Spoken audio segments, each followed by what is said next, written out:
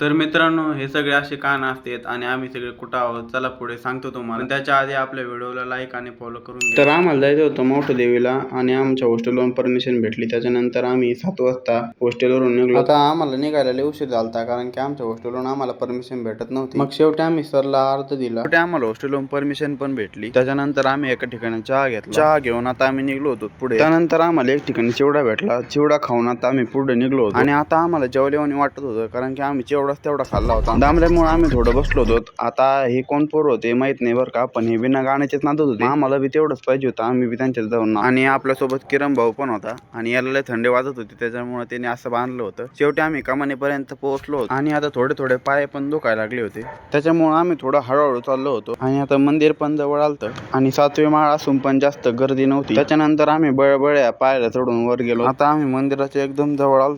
आता तिथं बाहेर थोडं बसून आम्ही आतमध्ये चाललो होतो. आता आम्ही तिथे पोहोचल्यावर रात्रीचे 12 वाजलेले होते. मग पटकन दर्शन घेतलं आणि आता लय उशीर झाला त्याच्यामुळे आम्ही इथेच मुक्काम केलता. सकाळी उठून आम्ही परत दर्शन घेऊन सकाळी जाताना आम्ही चहा घेतला. चहा घेऊन आता आम्ही चाललो होतो बस स्टँड कडे. आमच्या सोबतचे काही पोरं मागे राहिले होते, त्यांना येऊस्तोवर आम्ही थांबलो. त्याच्यानंतर मागून पण हे लगेच आले. मग आम्ही एसटीत बसून गेलो हॉस्टेलला. आता जाता तेवढं लाईक आणि फॉलो करून जा.